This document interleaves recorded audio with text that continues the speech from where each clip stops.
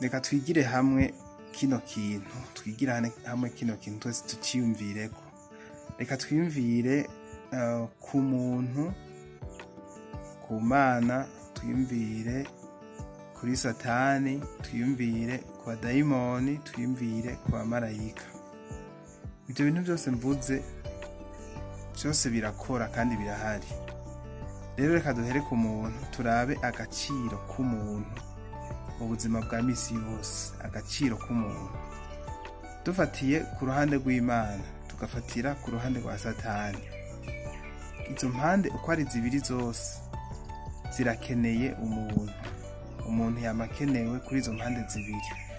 Ni ukuvuga, ngerageje kubinyarutsa, iyi video ngomba ko iba ntoyi cyane, iba ntoyi rwose kugira ngo biduhe intango y'ivyigwa tuzokurikirana kuri no chaîne ya Ijo Click TV. Dufatiye ku ruhande rw'Imana, umuntu Imana iramukenera kugira ngo ashobore gukora ibikorwa canke ashobore gushitsa ubugombe bw'Imana biciye kuri uwo muntu. Umuntu rero Imana iramukenera kuko yanaremwe kugira ngo ashobore guhesha icyubahiro Imana. Tugiye ku ruhande rwa Satani, abantu ndahateba ko gatoyi gusa atari cyane. Tugiye ku ruhande rwa Satani, na Satani arakenera umuntu. Kubera iki akenera umuntu? Satani iyo agomba guteza ingorane, akenera umuntu acako kugira ngo ateze ingorane kanaka canke ateze ingorane muri sosiyete kanaka. Ni ukuvuga, ni hajya uzosanga umuntu araroze uwundi, ugasanga umuntu aripfurije inabi uwundi. Bijya ntibiva kuri uwo muntu bwite, ahubwo uwo muntu aba yemeye ko Satani amukoreramwo, aba yemeye ko Satani amugira ikiraro kugira ngo ashobore gushitsa ubugombe bwa Satani. Tuciye tuja ku kindi kintu bita citwa umutimanama w'umuntu, canke impwemu y'umuntu, canke kameremere k'umuntu. Ni ukuvuga, umuntu mu bisanzwe yategeza kugira kameremere nk'ak'Imana, yategeza kugira umutima mwiza, yategeza kugira impwemu yera amukoreramwo.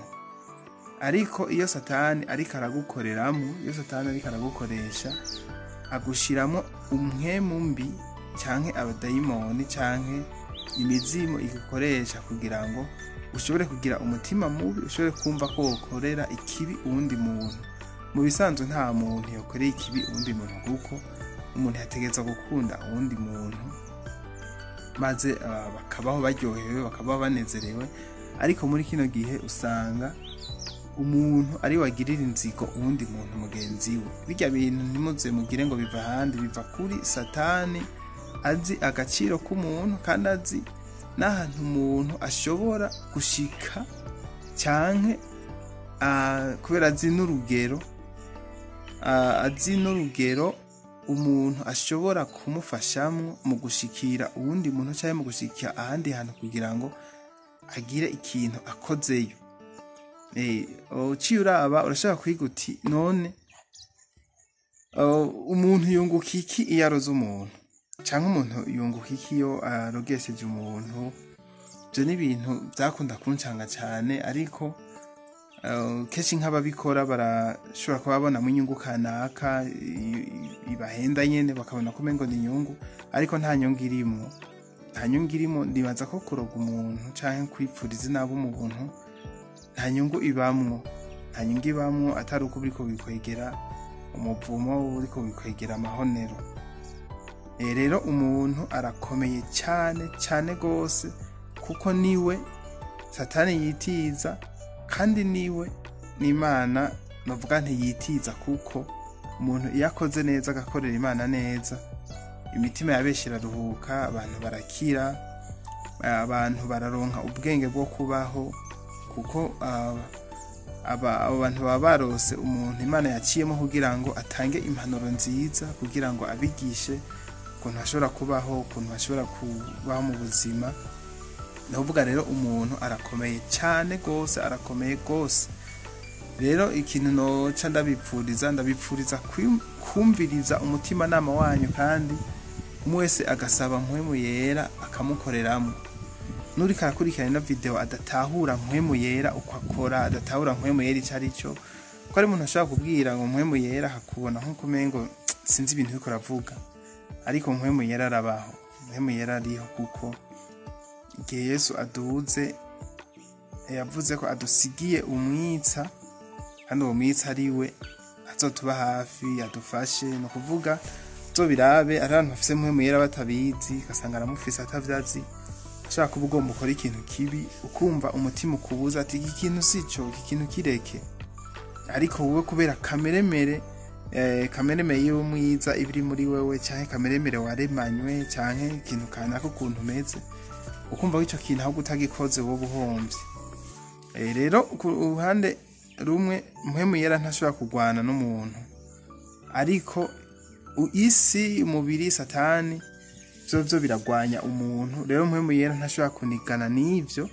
Wowe umuntu udashoboye gufata ingingo, ushobore kumva ko ufata ingingo, wibabaze, wihane, donc wibabaze wumve ko icyo kintu utagikoze atacyo woba. Mpwemu yera ntakugora kweri, ntakugora. Ushoboye kugamburukira isi urayigamburukiye.